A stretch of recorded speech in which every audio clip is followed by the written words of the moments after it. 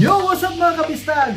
So for today's vlog ay ituturo ko sa inyo kung paano natin immerse yung ating tatlong gadgets. Yan ang Maono sound card, second Yamaha AG06 na mixer at ang ating laptop. Ayan. So bakit natin ito immerse guys? Para magkaroon tayo ng reverb at saka magkaroon tayo ng mga sound effects sa ating live. Let's go! So guys, ito yung mga kakailanganin natin na wire. So dalawa yung option natin sa wire na ating gagamitin ngayon. So itong una ay itong 3.5 jack. Yan. So ito ay TRS to TRS. Yan. So dalawa yung linya niya guys. So kung wala kayo nito TRS to TRS, kung mayroon kayong ganito guys, yan 3.5 TRS, yan, at saka male XLR, yan.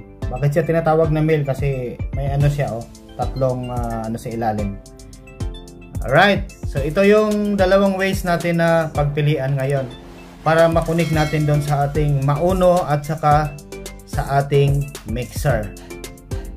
So guys, dahil ang gamit natin na mixer ay isang Yamaha AG06, so punta tayo sa ating laptop. Punta kayo dun sa Google Chrome at i-download niyo itong AG controller.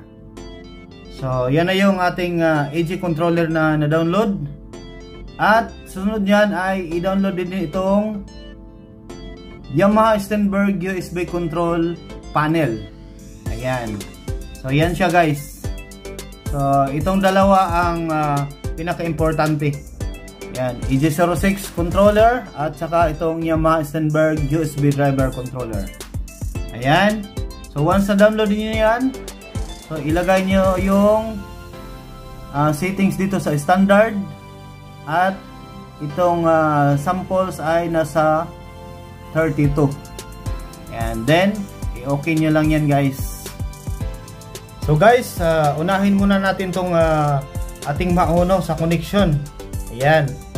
So dito sa likod, dito may ano siya, oh, may lagayan ng headset. So una natin gagawin ay dito muna tayo sa likod. Ayan. So dapat naka power supply siya palagi. Ayan. So connect natin yung power supply. And then second, itong wire na to guys, ito yung USB. Yan, USB-C. So dapat naka connect siya dito sa USB-C. Then papunta siya ng laptop. Ayan. So wag tayo kukonek dyan, kasi ang gamit natin ngayon ay laptop. Ayan. At take note guys, dito tayo kukuha ng microphone. So dito tayo mag-connect. At dito sa mic settings niya, kung condenser yung gamit nyo guys, may adjustan dito, oh, sa condenser. So kung dynamic microphone yung gamit niyo, may dalawa ding option dito. Kung mataas yung dynamic microphone niyo na gamit, mataas yung dB. Ayan, so kailangan i-adjust niyo lang yung dB niya, either 50 dB or 60 dB. Alright, sunod natin ay ang mixer. Alright, so ito yung kabuuan ng mixer natin. At sa likod, ayan siya guys. So puro na siya USB. Ayan, USB 2.0. So ang una natin gagawin dyan ay saksak natin tong power niya. So kailangan guys naka power supply siya palagi habang ginagamit. Yan, ganun din sa Maono, dapat naka power supply siya palagi. And then second, itong USB-C 2.0. Yan, ito ay papunta din ng laptop. Alright. Ayan na siya. So once na nakakonik na yan, pag-on natin yan, ayan, iilan na siya guys, oh. i-connect natin tong wire galing sa Maono papuntang mixer. So guys, dahil dalawa yung option natin kung paano natin i-connect to. So unahin muna natin tong ano guys, itong TRS. Yan, TRS to TRS. So kung ganito yung wire niyo, so dapat makakunik kayo dito guys sa to channel 1. Alright, dito guys oh. Yan. Channel 1. At dapat itong line na to, dahil dito tayo kumuha sa channel 1, dapat naka down to siya guys. Yan, naka down. Alright. And then ito ay papunta dito sa mauno. Yan guys, yung mauno natin oh. So dito tayo kukuha sa monitor speaker. Ayan. So ganyan siya guys. Yan yung unang option natin. So pag yung ginagamit natin guys, yung pangalawang option natin ay tanggalin muna natin tong ating wire. So pag ito yung ginagamit natin guys, yan. So TRS to male XLR. So ganun pa rin guys, dito tayo kukuha sa monitor speaker. Alright. And then dito tayo sa mixer. Dito na tayo sa line 1 sa taas. Diyan. Ayan. So dapat guys, take note, naka down talaga yung line na yan. So ang hinahabol natin guys, bakit dito tayo kumunik sa channel 1? Dahil itong channel 1 mayroon siyang reverb. Yan, makuha natin yung reverb. Mayroon siyang echo doon sa ating live. Alright, so ganyan na yung ating settings ngayon. So yun guys, connected na yung ating dalawang gadgets, itong mauno at saka itong Yamaha mixer. So ang gagawin natin guys, dahil dito tayo kumuha sa yan, line 1 sa ating mixer. So itong ano niyo guys, dapat naka 3 o'clock lang to guys. Huwag niyong ilagpas. Dahil pag ilagpas nyo to, itong knobs na to, yan, basag yung ano nyo yan, yung live nyo. Kasi titingnan nyo lang dito sa pic kung iilaw ba to ng red. Once na mag green lang yan, so okay yung ano natin. Pero pag mag red na yan, so possibly na yung ating live ay basag. Huwag nyo ilagpas. Yan, so wag na tayong kukuha dito sa ano, sa line 2 kasi wala naman tayong nakakonect diyan sa line 2 at saka sa line 3. Ayan. So ngayon, dahil itong dalawa na to ay nakakonect na siya sa laptop. So dito rin tayo guys. Yan, dito sa ano na to. Itong knobs na to oh. Yan, dapat i-control niyo yan, wag niyo ilagpas. Yan, kasi ito yung nag-control sa ating laptop, yung volume doon. Alright? At saka dito sa ating monitor. Kasi dito tayo kukuha ng headset. So ang ating headset guys, dito natin sa ano, dito kung may malaking ano kayo, may malaking wire kayo. So diyan kayo kukuha. Yan. So kung yung wire ng ano niyo ganito, yan. So dito niya ilagay guys sa headset. Yan, kasi ito yung headset ko oh. So kung mga regular na headset yung gamit nyo guys, so dito niya lang i-connect.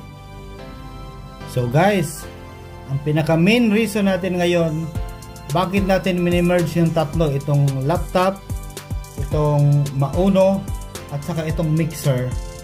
Ayan. Para magkaroon siya ng reverb, at saka magkaroon tayo ng mga sound effect na galing dito sa sound card. So ang mangyari nito ngayon ay itong audio ni laptop papasok siya dito kay mauno. Ipapasa ni mauno papunta dito sa mixer. Ayan. And then si mixer naman ang magpasa ng audio pabalik doon sa laptop. So yun yung ating pinaka main reason bakit natin mini-merge yung tatlo. So, ayan guys. So, once na nakapunta na kayo sa live, habang nagmamarites kayo, kikwentuhan, yan, itong nasa gitna, itong input mix at saka loopback, ayan, dapat naka input mix kayo.